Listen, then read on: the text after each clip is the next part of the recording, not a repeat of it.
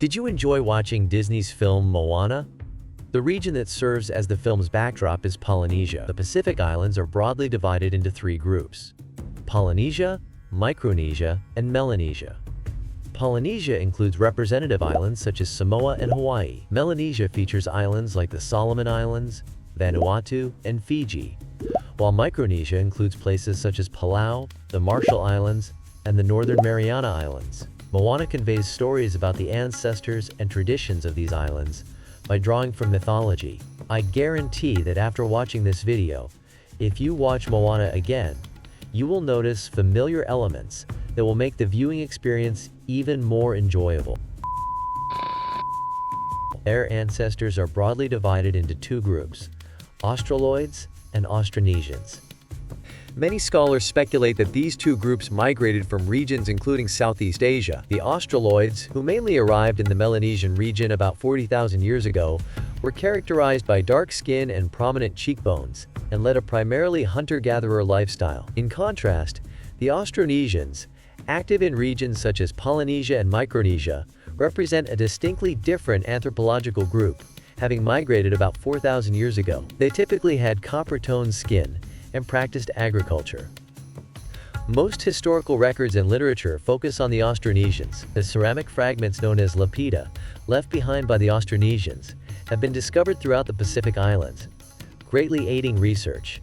Today, these two groups are considered the major ancestral populations of the Pacific region. This raises one question: how did they manage to reach the Pacific Islands during the Bronze Age, around 2000 BC, with the navigation technology available at the time?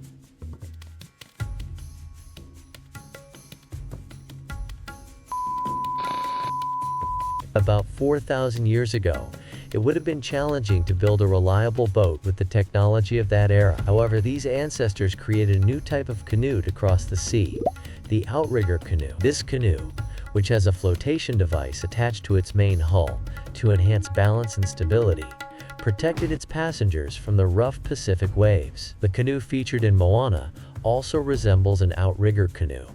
In fact, the film's boat was inspired by the traditional Hawaiian canoe known as the hokulea. Even today, outrigger canoes are used in tourism, sports, and exploration. However, it is clear that boats alone were not enough to traverse the vast ocean.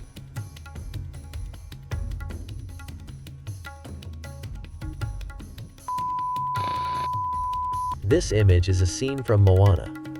The navigation technique shown is called wayfinding, which involves using the moon, stars, waves, and other natural indicators to find one's way. Typically, navigators would use the positions and trajectories of stars, or analyze the color changes of the sea and the flight paths of birds to determine their location. The second method is called dead reckoning. This method involves setting a fixed direction from one's home island and sailing steadily in a straight line, with the expectation that by periodically adjusting the course, an island would eventually be encountered. These two methods were the primary means of navigation, enabling the people of the time to easily travel between and interact with the Pacific Islands. Moreover, the accumulated know-how from inter-island travel even allowed them to serve as guides for Europeans. Today, several organizations, including the Polynesian Voyaging Society, engage in research and experiential activities to preserve traditional navigation techniques.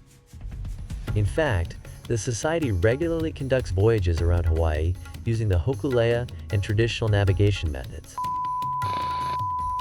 What prompted the ancestors living in regions such as Southeast Asia to venture here?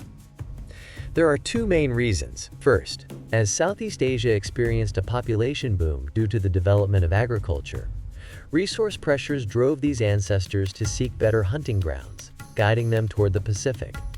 Second, interference and conflicts with neighboring tribes, as a result of population surges and resource shortages, forced them to leave their homelands and cross into the Pacific to escape clashes and disputes.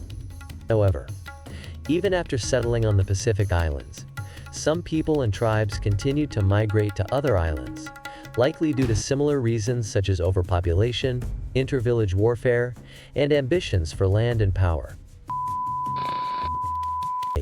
We briefly discussed the Pacific Island groups and their ancestors. In modern times, Islanders sometimes migrate to neighboring countries for reasons such as employment and education, and the Pacific Islands are striving to revitalize their economies through tourism. Knowing the background of Moana's ancestors and the way they lived can make watching Moana an even more engaging experience. In our next session, we will discuss the creation myths of the Pacific Islands.